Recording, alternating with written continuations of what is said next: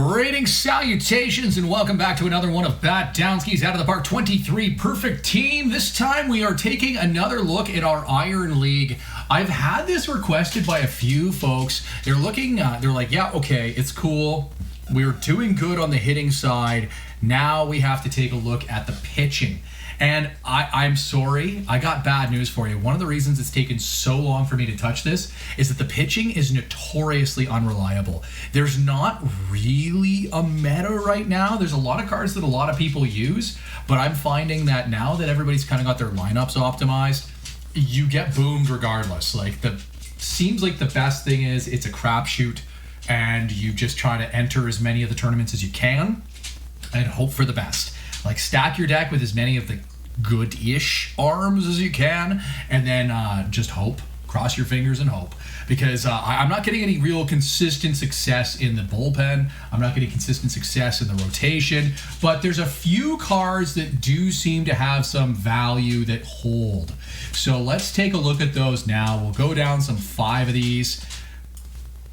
Looking at my team, Sean S. is not one of those. I thought he was pretty good for a while, but he gets blown up all the time. If you want a guy that's going to get, could have a lights out performance, but also walk 5 guys and give up a whole bunch of runs in the first, that's your dude. Come get him. But seriously, like, some of these names are pretty good. Like, well, as good as you're likely to get. I am missing my number 1, because again, we're going to go 1, 2, 3, 4, 5, whatever. But I'm going to take a look here at the market. Let's see what we can come up with. I think I'm spelling his name wrong. It is, it's Tannehill.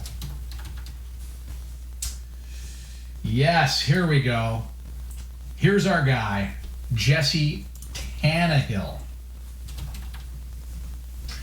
Not the 100 edition, but we're looking at the cheap one. Relatively cheap. This guy is one of the most consistent ones I run into. A lot of the people that are beating me have him. I obviously do not. I just thought my rotation was enough without leaning into another old-timey lefty. But he's got a lot of stamina. This is a rubber arm guy, so at the very least, he's generating some value with the amount of innings he's pitching. But like, really good control, not walking a lot of guys. 3 average or better pitches. Reasonable stuff. You don't usually see a lot of iron cards, especially 57s that have like a couple really high numbers and then aren't abysmal in something else. So like, movement's not great. Like, will he give up a dinger or two to a couple guys, a couple of the meta kind of players, Todd Zale or like Salkeld or something? Yeah, he will. But like, general consistent goodness, Tannehill. That's one you probably want to add. Taking a look at some of the other cards that have kind of risen to the cream of the crop. Another one that I've been using, Joe Sullivan. I find his control's a little wonky, but much like the other 3+ like average or better pitches, solid movement, so he doesn't tend to get battered around with dingers as much. Gets some Ks. Good stamina, so you're getting some bulk innings. Doesn't really allow runners to advance. Like, he's got a lot of skills for a dude that's just a 59. He's going for 110 as his last 10 average. So, like, that's a very affordable card you can add that would almost guaranteed improve your rotation. Again, the caveat is there's no consistency. There's no consistency in Iron League pitching right now. So, yeah, will Joe Sullivan get lit up? Yeah, all these guys will. But these are the guys that I'm kind of finding some success. Any team that's beating me has a handful of these.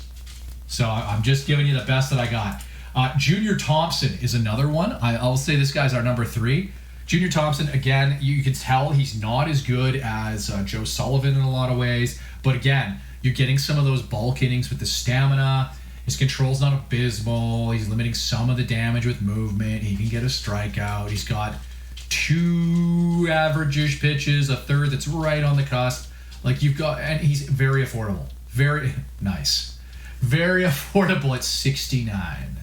But like, Junior Thompson is a really solid one. I kind of highlighted Bill Sherdell. I got rid of him early on just because I was like, well, how many lefties do I need? And that's one of the reasons why I like Junior Thompson. He's right-handed. You see what I'm doing here? I'm splitting it up a little bit. if there's somebody that really feasts on one or the other, they can't really use that player a bunch in a row because I'm going to throw different looks at you. Does that help me win? I don't know. I just I like to split up a wall of lefties. It's what I'm doing right now. It's been moderately successful. Again, I think I need to replace Sean Est. I'm not seeing a lot of value with him. When I see a lot of people using Ron Vallone, very similar build. I don't think he's better or worse than Sean Est. I just think he's a guy. You can lean into that if you'd like. Like, there's no right answer here because it's ultimately a bit of a crapshoot. But I think that like Joe Sullivan, I think Jesse Tannehill, I think Junior Thompson all provide a lot of value for what the acquisition cost is. Bill Sherdell is another one. 104 is his last 10 average. Again, lots of stamina, some hold runners. He's got 4 pitches, one that's average-ish, 2 that are on the cusp, and 1 that's kind of trashy, but like good control, reasonable movement, could get a strikeout. He is surprisingly good for 53, a lot of value to that, especially if it's only going to cost you 100 points. Like, this is all like free to play. We're looking for economy here, right? Fred Olmsted. This is our number 5 that we're going to talk about. I see a lot of teams using Fred Olmsted. Again, I use him because he's a righty.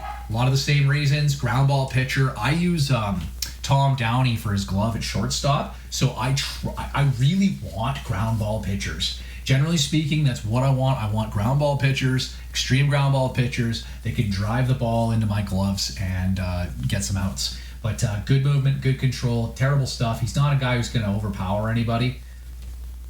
He's here to get ground balls that your fielders can hoover up and throw to first base. Get that out. I think I see some value here, especially he's 100 points to get. Like, you can basically construct a rotation for 400 points that will at least be on par with most of what everybody's running out there. So, like, honestly, takeaways here, largely a crapshoot. Don't even get me started on the bullpen. The bullpen is, I see so many tournaments that I lose. I look and I've won 15-1 3 times, and I've lost 3-2 in extras 4 times. And it's like, and you go back and look, it's like, oh, they scored 3 runs in the 9th. Cool. Like, it is what it is. The best thing you could do is stack the deck. Every time I talk, the dog barks. Awesome. Best you can do is stack the deck in your favor. Try to get a couple of these guys that you can kind of put out there. Take as many. It's a lotto a little bit. So, like, run back the best team you can. Run it a bunch of times and see if you can generate some packs, some points in some of these cards that you're, some of these tournaments that you're entering. I will probably delve into the bullpen with a little bit more data a little bit later on. Are there other options? Yeah, there's lots of other options. I see a bunch of people using Gutierrez live card from Cincinnati. I probably wouldn't because I'm going to have to replace him soon. He's pitching okay enough that that's a thing. I see some people using a Ted Power. I see Ted Power a fair bit. There's a couple others like Vallone I've been seeing. I don't think he's super effective. Have I been beaten by him? Definitely. But like, as mentioned, there's a lot of options that you can be using in your rotation here. These are some of the ones that I've found a lot of value in. And as always, thanks for joining me. Like and subscribe below. If you want to see more of this content, if there's anything you want me to cover, hit me up with it. Hit me in the messages. And I'm open to suggestion. I'm here to help, to help myself, help you, just bring a little bit of light onto the perfect team mode, some of the Iron League tournaments, and have a lovely, I was going to say weekend, but we're at the end of the weekend. It's Sunday. Have a lovely long weekend if you're in somewhere that celebrates it, and otherwise, take care of yourself, and we'll see you next time.